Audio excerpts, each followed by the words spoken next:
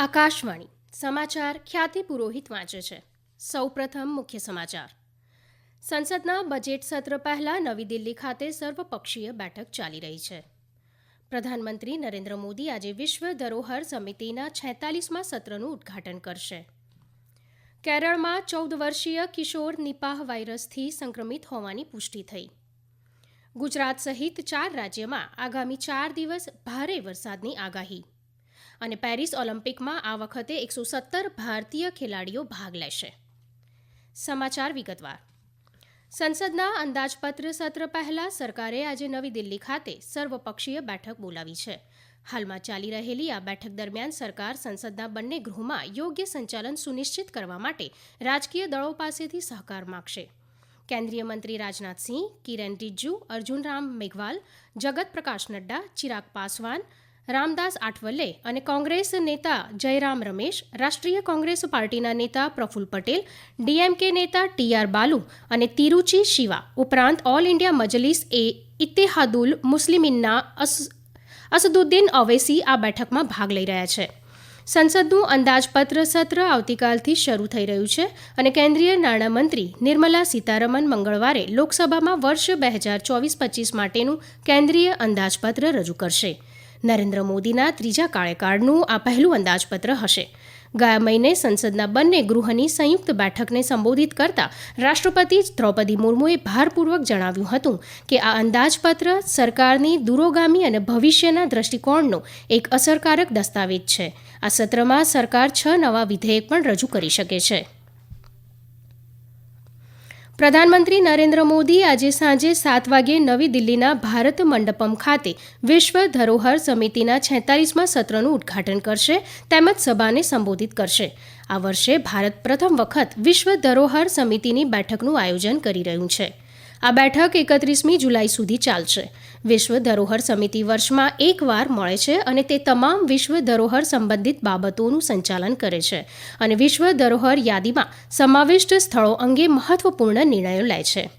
આ દરમિયાન વિશ્વ ધરોહર યાદીમાં નવા સ્થાન નક્કી કરવા, હાલની 124 વિશ્વ ધરોહર સંપત્તિઓના સંરક્ષણની સ્થિતિ અંગેના અહેવાલ બનાવવા અને આંતરરાષ્ટ્રીય સહાય તેમજ વિશ્વ ધરોહર ભંડોળના ઉપયોગ સહિત અન્ય દસ્તાવેજો પર ચર્ચા કરવામાં આવશે.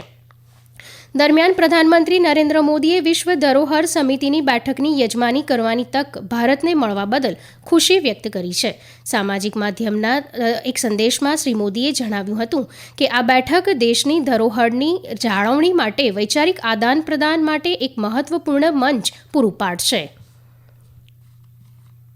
કર્મચારી ભવિષ્ય નિધિ સંગઠન એટલે કે EPFOના સભ્યોની સંખ્યામાં આ વર્ષે મે મહિનામાં 19,50,000ની વૃદ્ધિ થઈ છે.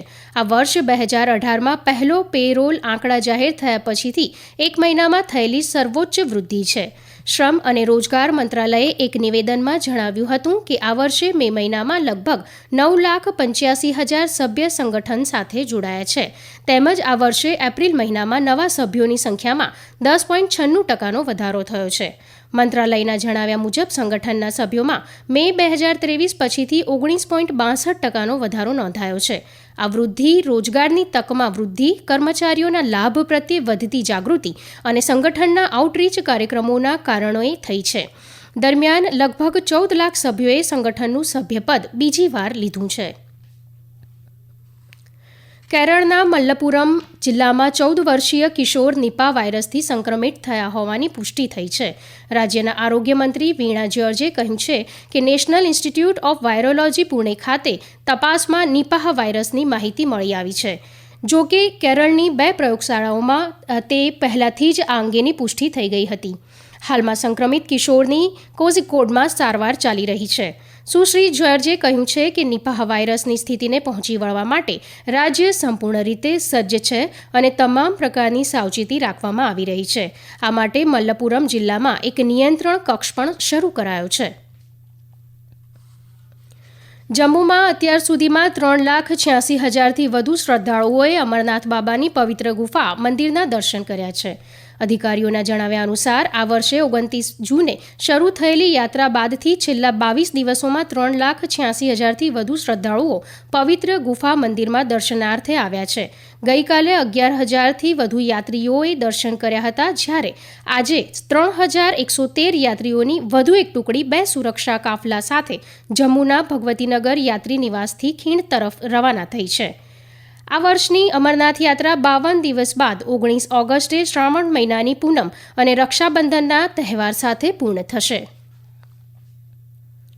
આ સમાચાર આપ આકાશવાણી પરથી સાંભળી રહ્યા છો. આ રાષ્ટ્રીય સમાચાર આપ અમારી YouTube channel AIR news Gujarat પર પણ સાંભળી શકશો. વધુ સમાચાર માટે આપ અમારા ટ્વિટર હેન્ડલ AIR_news_ABAD ને પણ ફોલો કરી શકો છો. કેદારનાથ પદયાત્રાના માર્ગ પર ભેખડો ધસી પડવાના કારણે આજે સવારે 3 શ્રદ્ધાળુઓના મોત થયા હતા. ઘટના સ્થળે NDRF, DDR, YMF અને વહીવટતંત્રની ટીમો રાહત તેમજ બચાવ કાર્યમાં જોડાઈ ગઈ છે. જિલ્લા આપત્તિ પ્રબંધન અધિકારી નંદનસિંહ રાજવરના જણાવ્યા અનુસાર રવિવારે સવારે 7:30 વાગે ગૌરીકુંડથી લગભગ 3 કિલોમીટર આગળ કેદારનાથ ધામ તરફ જતા રસ્તા પર ચિરવાસા સ્થાને પહાડી પરથી કાટમાળ પડતા પદયાત્રીઓ ફસાયા હતા. કાટમાળમાં ફસાયેલા લોકોને તાત્કાલિક નજીકના આરોગ્ય કેન્દ્ર ગૌરીકુંડમાં મોકલવામાં આવ્યા હતા, જ્યાં મહારાષ્ટ્રના 2 અને ઉત્તરાખંડના 1 પદયાત્રીને મૃત જાહેર કરાયા છે. એક સોશિયલ મીડિયા સંદેશમાં મુખ્યમંત્રી પુષ્કર ધામીએ જણાવ્યું છે કે કેદારનાથ માર્ગ ઘટના સ્થળે રાહત અને બચાવ કાર્ય ચાલી રહ્યું છે. હું અધિકારીઓના સતત સંપર્કમાં છું. અકસ્માતમાં ઘાયલ થયેલા લોકોને તાત્કાલિક સારવાર આપવા સૂચના આપવામાં આવી રહી છે. લાઓસમાં ભારતીય દૂતાવાસે લાઓસના સાયબર સ્કેમિંગ કેન્દ્રોમાંથી 13 ભારતીયોને બચાવ્યા છે અને તેમના સુરક્ષિત ભારત પાછા ફરવાની ખાતરી આપી છે. એક સોશિયલ મીડિયા પોસ્ટમાં એમ્બસીએ જણાવ્યું હતું કે તેમણે અત્યાર સુધીમાં 518 ભારતીયોને બચાવ્યા છે. દૂતાવાસે આ મામલે લાઓસ સત્તાધીશોના સહકાર બદલ પણ આભાર માન્યો હતો. તેમણે લાઓસ આવતા ભારતીય શ્રમિકોને સાયબર કૌભાંડો માટે બનાવટી અથવા ગેરકાયદેસર નોકરીની ઓફરમાં ફસાઈને પોતાની સલામતીને જોખમમાં ન નાખવા માટે વિનંતી કરી હતી. પ્રધાનમંત્રી નરેન્દ્ર મોદીએ આજે ગુરુ પૂર્ણિમા નિમિત્તે સામાજિક માધ્યમ દ્વારા એક સંદેશમાં દેશવાસીઓને શુભેચ્છા પાઠવી છે. ગુરુ પૂર્ણિમા અષાઢ મહિનાની પૂનમના દિવસે મનાવવામાં આવે છે. આ પ્રસંગે લોકો પોતાના શિક્ષકો અને આધ્યાત્મિક ગુરુઓ પ્રત્યે આભાર વ્યક્ત કરે છે. આજના જ દિવસે ઋષિ વેદવ્યાસની પણ જયંતિ છે. આ પૂર્ણિમાને વ્યાસ પૂર્ણિમા પણ કહેવામાં આવે છે. હવામાન વિભાગે આગામી 4 દિવસ ગુજરાત, કોંકણ, ગોવા, મહારાષ્ટ્ર અને મધ્યપ્રદેશમાં ભારે વરસાદની આગાહી વ્યક્ત કરી છે. વિદર્ભ, છત્તીસગઢ, કર્ણાટક, ઉત્તરાખંડ, પશ્ચિમી ઉત્તર પ્રદેશ, હરિયાણા, અરુણાચલ પ્રદેશ, મેઘાલયા, આસામ, મરાઠાવાડા, આંધ્રપ્રદેશ, યાન અને તેલંગાણામાં આજે ભારે વરસાદની સંભાવના છે, જ્યારે રાજધાની દિલ્હીમાં પણ આજે સામાન્ય વરસાદ વરસી શકે છે. રાજસ્થાન, હિમાચલ પ્રદેશ, પંજાબ, બિહાર, ઉત્તર પ્રદેશ અને ઉત્તરાખંડમાં બુધવાર સુધી ભારે વરસાદ વરસવાની આગાહી વ્યક્ત કરાઈ છે. આગામી 26મી જુલાઈથી શરૂ થનારી પેરિસ ઓલિમ્પિકમાં આ વખતે 117 ભારતીય ખેલાડીઓ ભાગ લેશે.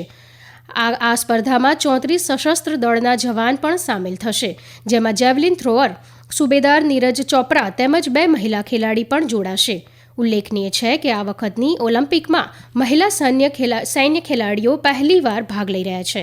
આ ઉપરાંત રાષ્ટ્રમંડળ રમતમાં વર્ષ 2022ના કાંસ્ય ચંદ્રક વિજેતા હવલદાર જાસ્મીન લાંબોરિયા અને એશિયન કુસ્તી ચેમ્પિયનશિપ વર્ષ 2023ના કાંસ્ય ચંદ્રક વિજેતા CPO રીતિકા હુડ્ડા પણ પહેલીવાર ઓલિમ્પિકમાં ભાગ લેવા જઈ રહ્યા છે. અંતમાં મુખ્ય સમાચાર ફરી એકવાર. સંસદના બજેટ સત્ર પહેલા નવી દિલ્હી ખાતે સર્વપક્ષીય બેઠક ચાલી રહી છે. પ્રધાનમંત્રી નરેન્દ્ર મોદી આજે વિશ્વ ધરોહર સમિતિના 46મા સત્રનું ઉદ્ઘાટન કરશે. કેરળમાં 14 વર્ષીય કિશોર નિપાહ વાયરસથી સંક્રમિત હોવાની પુષ્ટિ થઈ છે. ગુજરાત સહિત 4 રાજ્યમાં આગામી 4 દિવસ ભારે વરસાદની આગાહી. અને પેરિસ ઓલિમ્પિકમાં આ વખતે 117 ભારતીય ખેલાડીઓ ભાગ લેશે. આકાશવાણી પરથી સમાચાર પૂરા થયા.